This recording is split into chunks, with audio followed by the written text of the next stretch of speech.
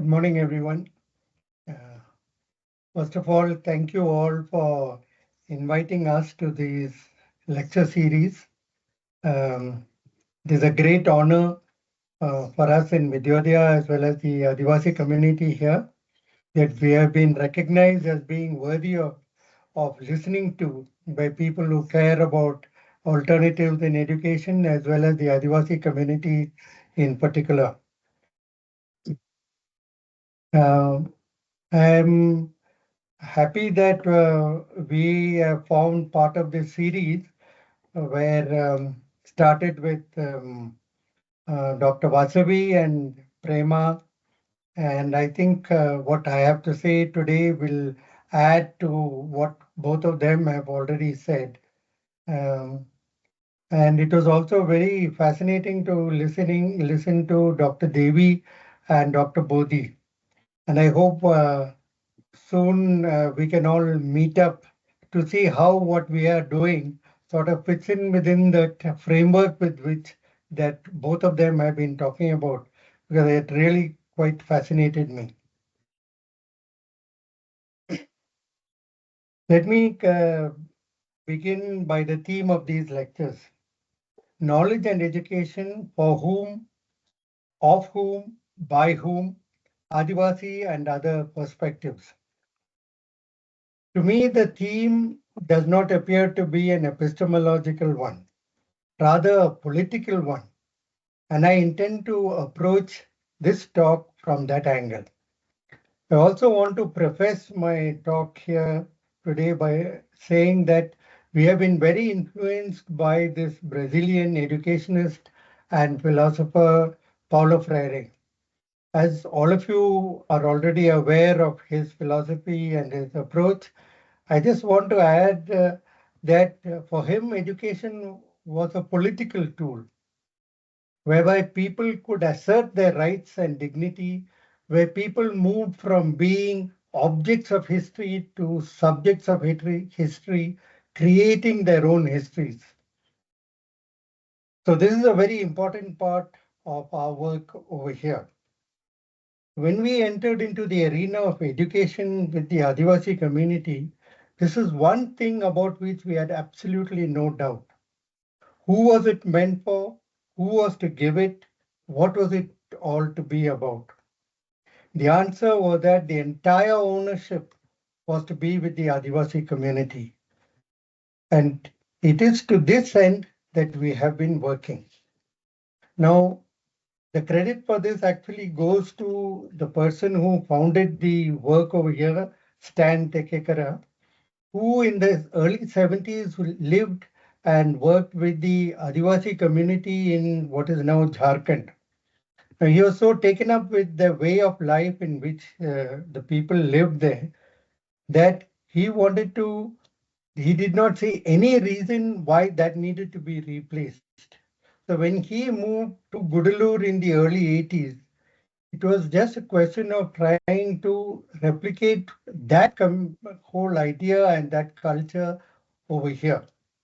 So ever since then, that has been the underpinning culture of all the work over here.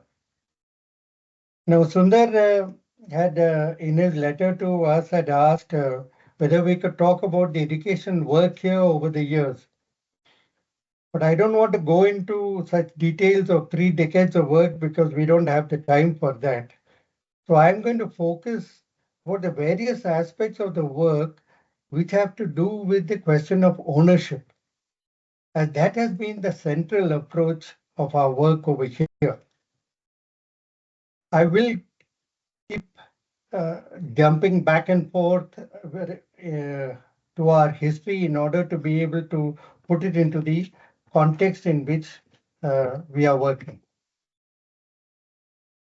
The setting up of Vidyodaya as an Adivasi school. When Rama and I, my wife Rama and I moved into Gudalur in 1990, we had no intention of starting a school, let alone starting a school for Adivasi children, because we had absolutely no idea about the lives of the people over here. The previous 10 years, we had been working in a slum in Pondicherry, running a school for children of leprosy patients and fisherfolk. Now, that in itself was a huge task because these children did not want to come to school. So it was there that the first attempt at trying various means by which we could attract children to come into a classroom and make the school itself a very child-centric school was experimented and tried out very successfully. So when we came here in 1990, our focus was essentially to work with the Adivasi community. But two things happened simultaneously at that time. One was that our two children who we had admitted in the local schools over here did not want to go to those schools because they had already been to our school in Pondicherry and so they didn't appreciate the kind of schooling that was going on here. So we had forced to pull them out and homeschool them. The moment we started to homeschool them, our colleagues in Accord started to send their children. And by, our friends locally, relatives started to put their children in, and and a small school started to emerge over here. Now, while this was going on, some of our Adivasi colleagues in Accord also started to send their children to this school. Now, to their surprise, they found that their children actually wanted to go to school. Now, this was completely against the experience that they had had, not wanting to go to school. So we had very clear from the beginning that we would run the school as long as our children were going through it. And at the end of that period, we would shut this down. So, and focus and shift our focus onto the Adivasi community.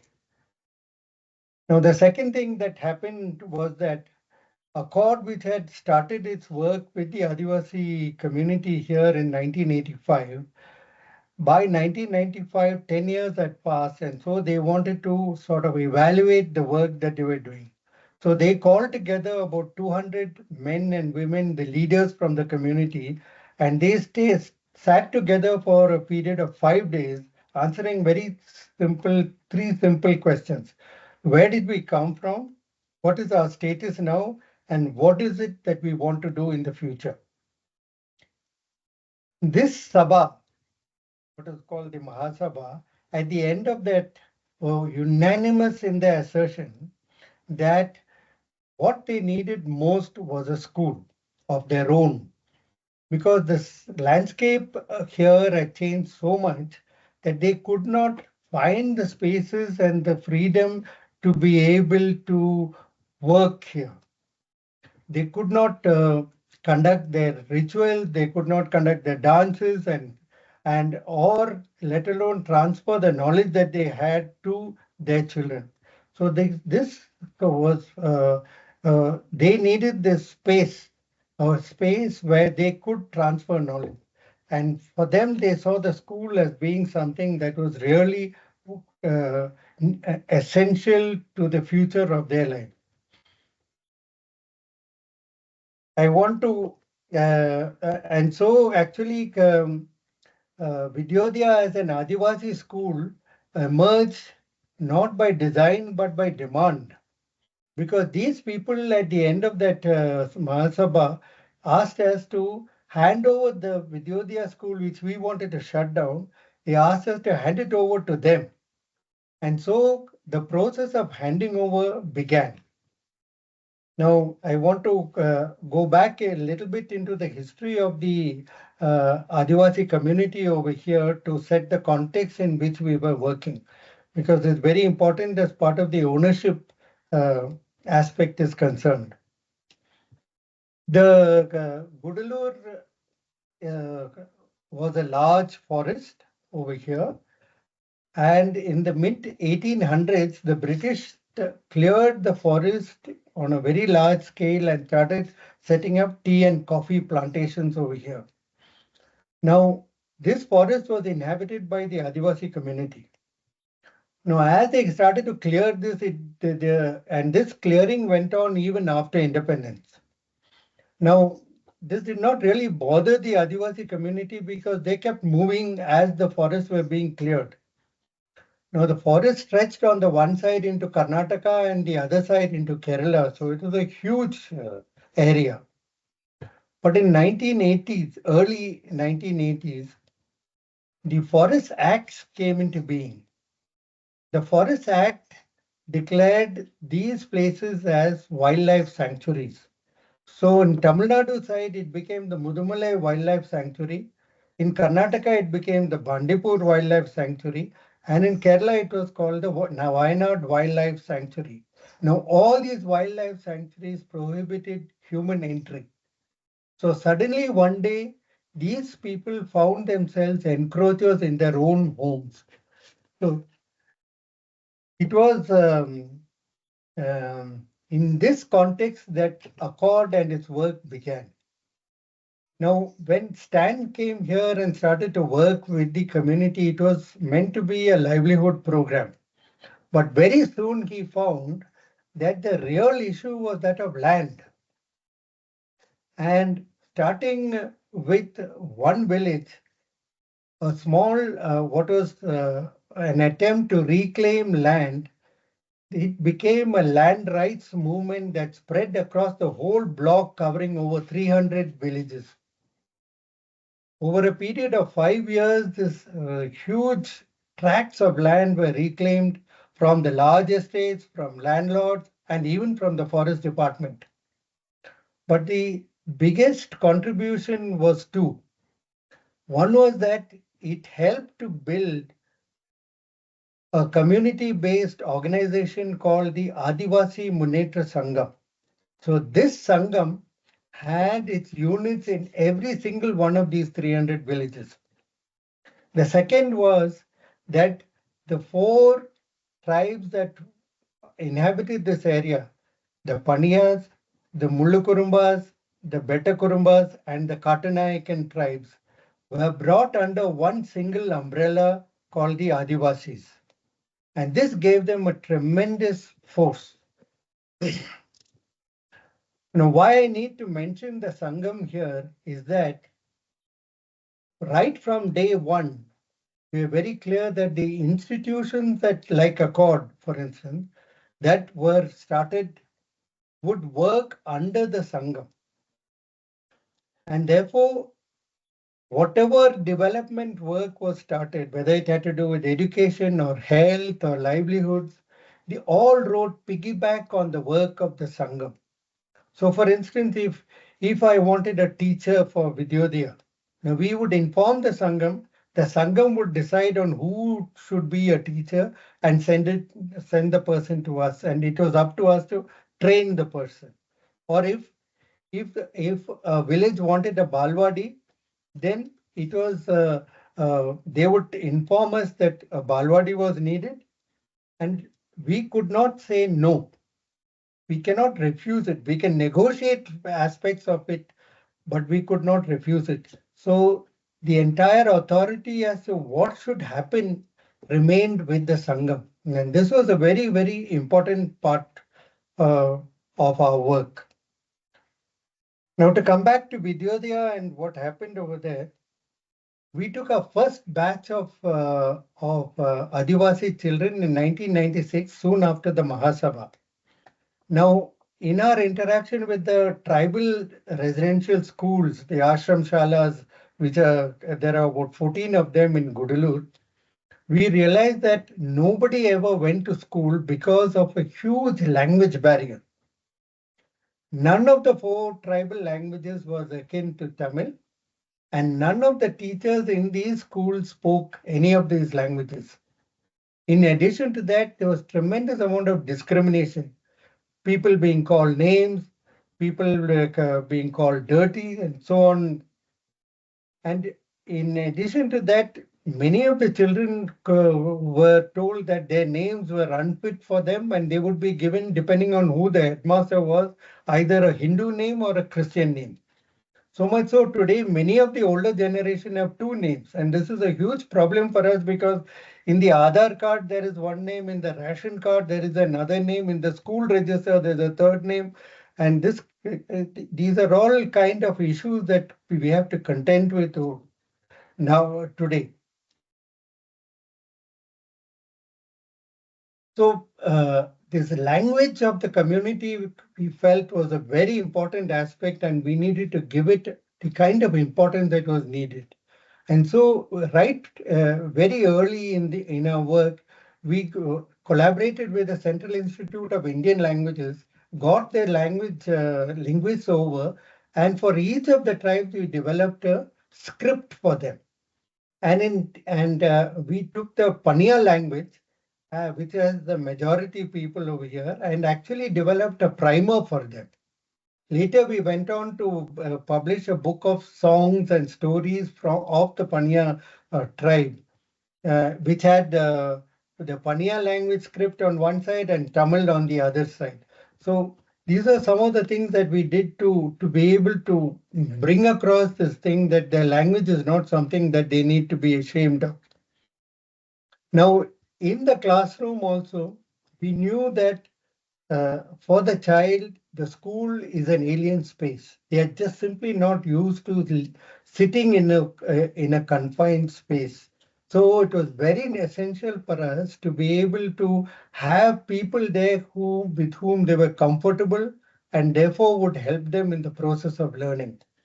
And this is how, on the day we took Adivasi children, we also took a batch of young people from the community and started what we called a teacher training program. Now, although we called it a teacher training program, it was much more than a teacher training program. It was essentially an ownership education program. And this is where we really employed the Freudian philosophy. You see, we wanted them to become excellent teachers. But more than that, from the day they entered school, we told them that this school, this institution belonged to them and not to us. So whatever inputs they required, they needed to be able to take over that institution, we would give them no matter how long it took. And so over a period of time, we took number of batches and started to train them not only as teachers, but as managers, as in finance, in accounts, in dealing with the government, in dealing with the public, in everything possible so that they could take over these institutions and run them as their own.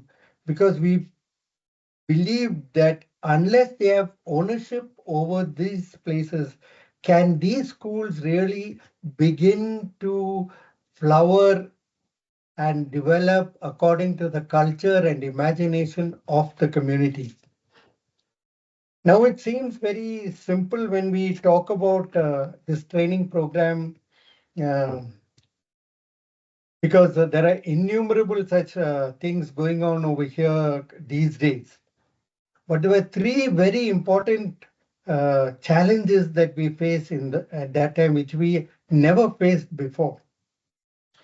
The first one, as Prema also mentioned and Vijay also highlighted at the beginning of the thing, was the fact that these people, although they had gone through some schooling already, believed that they could not study any further. Now, for us, it was very important that they graduate if they were going to become teachers.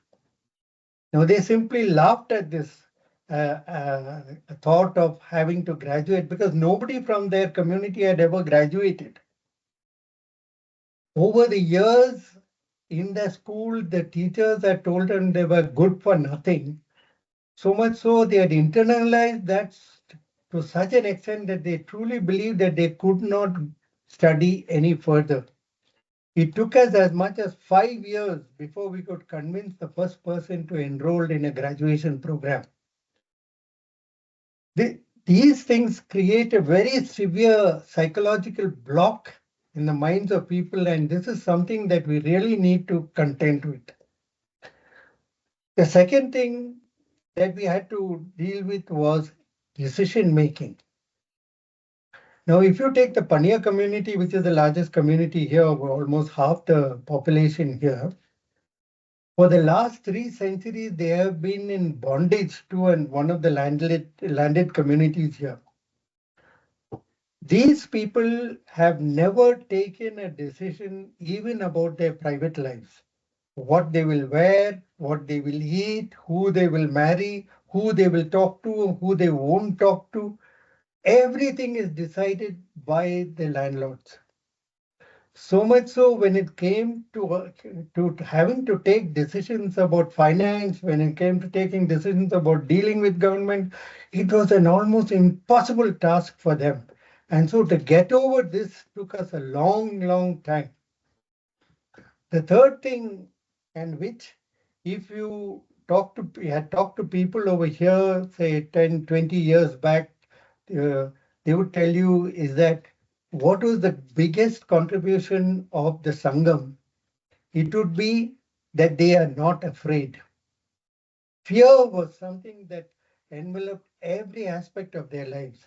They were afraid of the police, they were afraid of the forest department, they were afraid of estate officials, they were afraid of landlords. So it was they had lived such insulated lives that anything and everything was something that they found very difficult to face. So if you went into a village in some 25 years back wearing trousers, the whole village would disappear. Now, from that to be able to change the whole situation is where we had to employ so much of the Freudian techniques and philosophies to be able to tell people that they are where they are, not because they chose to, but because they have been put there. And this change is something that is very important. So, over a period of time, all these institutions, including Vidyodaya, have been taken over by the Adivasi community. So the people who started it, like us, the non-Adivasi people, have all stepped back. And today, Adivasi teams have taken over these institutions, not just the school, but even the trust, accord. So all these places are now handled entirely by Adivasi teams, and ownership of these things have been taken over. Now, what did the Adivasi ness that was brought into the school? It was not just, of course, the people brought their songs, their dances, their stories. It was very important, and even to date, every week all these things go on in a very, very big scale. But more than that, what came into the school premise was the values of the Adivasi community. Dr. Devi mentioned about it, Dr. Bodhi talked about it, but I want to emphasize these things again here. The first thing is the non-hierarchical system that we have in the school. All decisions are taken at the teachers' meeting. While we do have, for government records' sake, we have a principal, we have a correspondent, and so on. In the school, there is no hierarchical structure that exists. In fact, the other day, one of my relatives who came to the school asked me, after looking at the school where all the teachers were together, asked, "Is everybody here the principal?" Because there is no board which says which is the principal's office, or there is no board which says which is the school office even. So this kind of a democratic structure is something that has come very naturally into the old system over here without us having to do anything about it.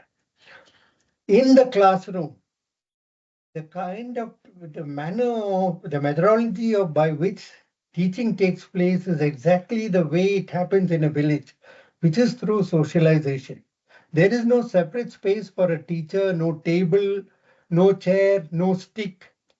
The teacher moves around among the children and gives the child the individual attention that is needed. Then these children require a lot of physical space, freedom. So all our work is at the ground level. So desks, bench, everything is at ground level, which can be taken away, stacked up to one side, so the classroom is free, or taken outside the classroom into the garden. So tremendous freedom to move around inside seems to be a very essential part of it. So if you come to our school, you'll see the smaller children walking around. We call them wanderers. So they go and sit with siblings, they sit with friends wherever they want, so that they feel the freedom to go and be part of whatever class they want. Then the academic part of the school is only in the mornings. Post lunch, we have an hour of craft, which we think is very important and which the children seem to enjoy very much and look forward to. And of course, games. Then the social studies part of the school is also a very crucial and important part. Here we bring in, along with whatever else we are bringing, we have to study. We also talk about the history of the tribes. We talk about the various tribes over there. We talk about their language, their customs. We talk about the history of the Adivasi Muneta Sangam and the struggle that they've gone through. We try to bring in people, elders from the community to come into the school space and talk about it. So this interaction between the school and the community continues even today. Again, there's no language barrier here. That means children are not told that they can't speak this language or that language. So if you come to a school, at any point, you will hear 4 to 5 languages being spoken. So there'll be Paniya language and Beta Kurumba and Katnayakan, along with Tamil or Malayalam or even English. So all these are spoken by the teachers and the children over there. So this language being so central and crucial to this whole thing has made it very important, uh, and so much so that even today in the town of Gudlur or any of these towns, you can hear people talking in their languages. Now, this is something that has stopped happening definitely in Kerala, where after schooling, people are now ashamed to talk about these languages. The Central Institute of Indian Languages some years back actually did a study of the Betakurumba language in Gudalur, in Karnataka, and in Kerala, and found that it is only in Gudalur that people actually continue to speak the Betakurumba language, while they had stopped speaking in other places. So the next thing I want to say is that while Vidyodaya as an Adivasi school has actually caters to just around 100 children.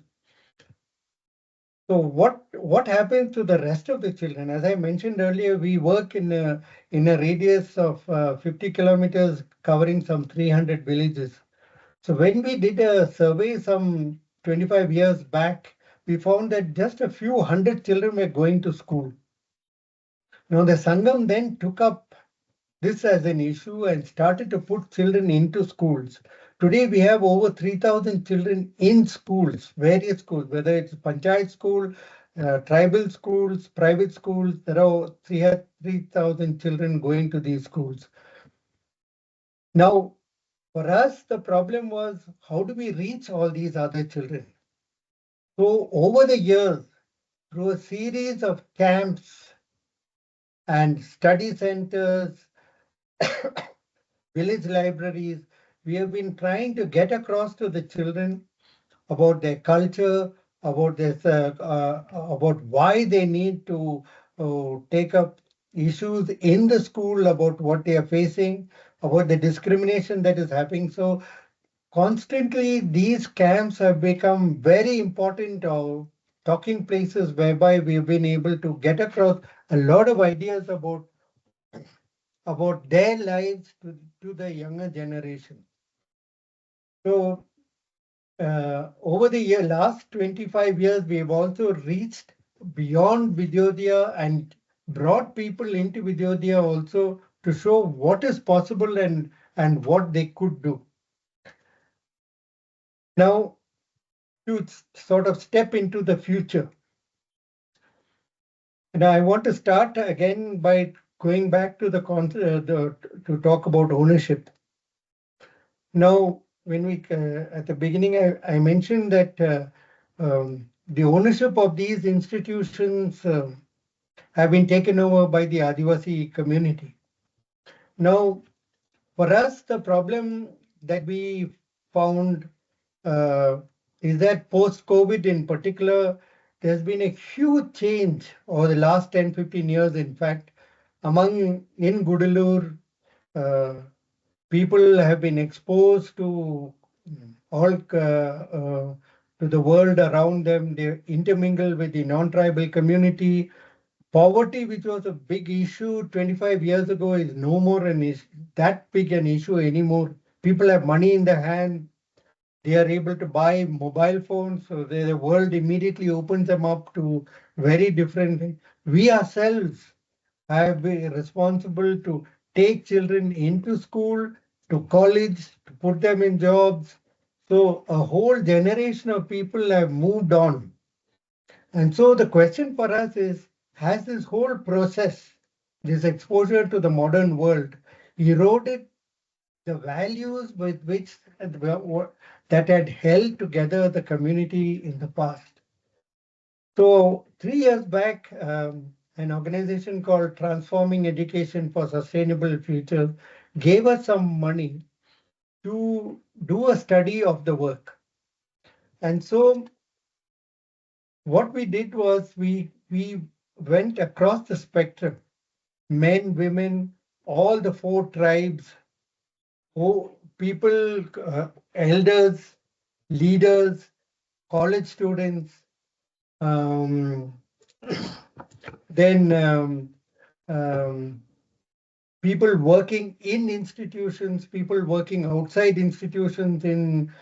We took 165 people, and over a period of 6 to 8 months, we talked to these people to find out what ails the present system and what would they like if they had the opportunity to design an education system for the others, for themselves. And this was an absolutely interesting thing. An article based on this report I have attached here. Vijay has put it onto the thing. It has come out in Contemporary Education Dialogue. But what really surprised us was that across board, from the oldest to the youngest people that we talked to, all insisted that their language and their culture have to be preserved. There was no one who said that we have to move on to learning Tamil or Malayalam or anything else. They wanted to learn everything else. They wanted to learn whatever was so-called modern knowledge, but they wanted to preserve their culture and their language. This was something that was very really gave us a lot of hope, because here was a new generation of people who were willing to take ownership of their lives and actually step forward into the future. And this was very crucial for us. At this point, I just want to read a small part, just a small one page from this report, because I think it very well captures what was mentioned over there, the discussions. Central to envisioning a culturally appropriate education is establishing a shared understanding of the notion of culture itself.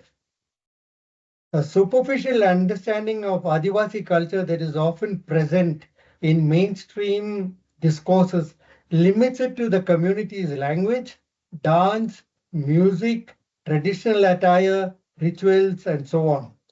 While all these factors are important cultural practices of the community, approaching them alone limits our depth of understanding, as they are a means to an end. The art forms and rituals act as a way of bringing people together to create shared meaning and experiences that build solidarity. Hence, the community's understanding of culture extends beyond these practices to include certain values and beliefs that are fundamental to their way of living. The Adivasi worldview situates the individual in a network of connections between other beings and their natural environment that is neither hierarchical nor transactional. While modernity has the perspective of changing the world, the Adivasi perspective values preserving it, whether it is the nature around them or their memories of being. This lens helps them see themselves as part of multiple wholes, fostering a sense of community and harmony with nature. The values of cooperation, conservation, and not accumulating more than what is enough become central to such a way of living. This stands in stark contrast to what mainstream consciousness regards as progress or development, which is driven by material accumulation. When participants expressed a fear of losing their culture, it was primarily about losing these values and worldviews.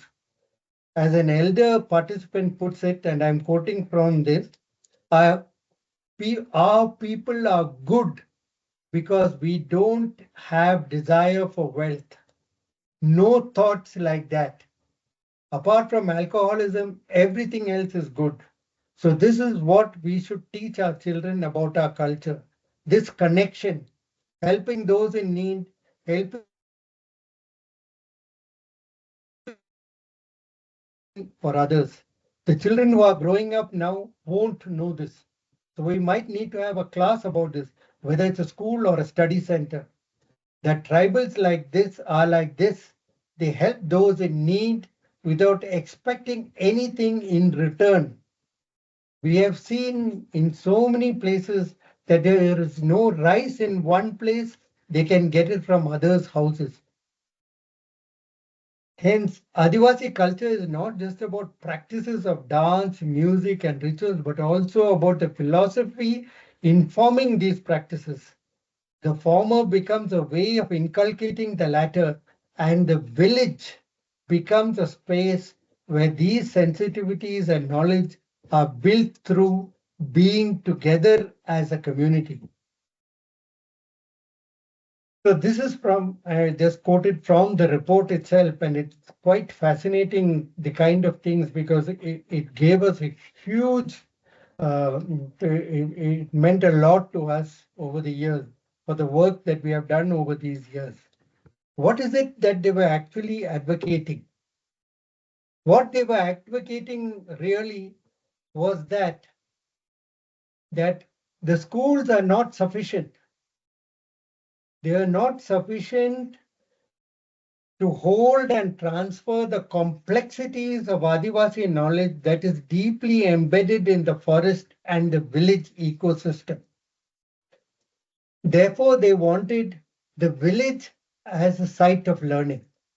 They felt that it is only there in the village that they have control over the education system, that they can talk to their children, that they can transfer the kind of knowledge that they want.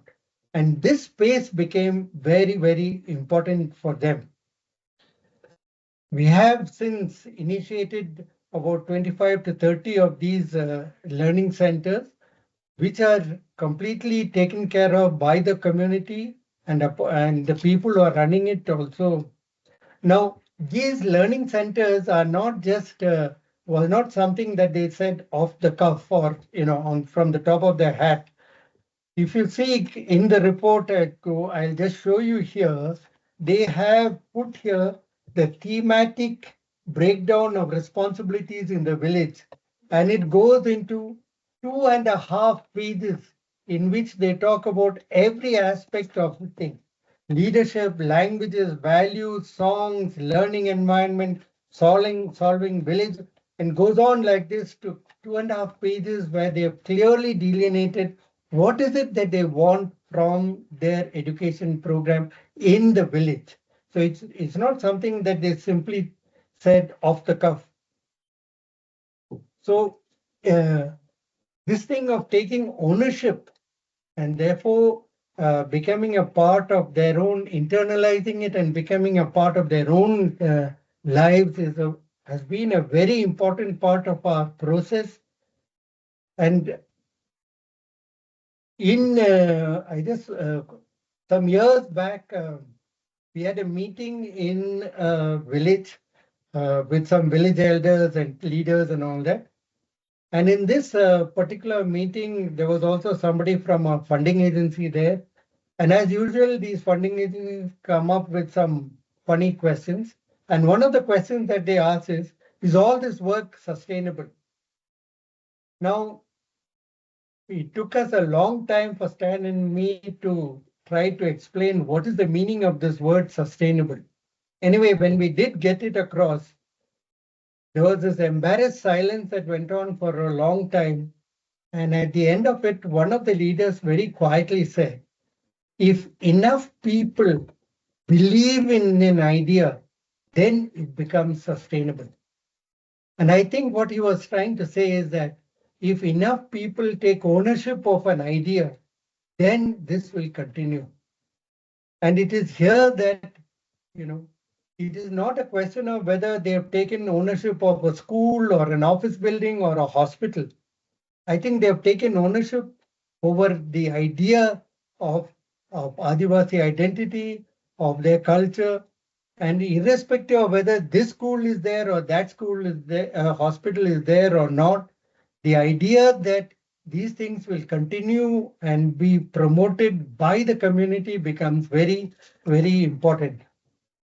And given the kind of models that are being promoted by governments now, by other NGOs, what is happening in places like Odisha, I think I sincerely hope that Vidyodaya can emerge as a model that is in stark contrast as an institution that is of the Adivasis, by the Adivasis, and for the Adivasi community.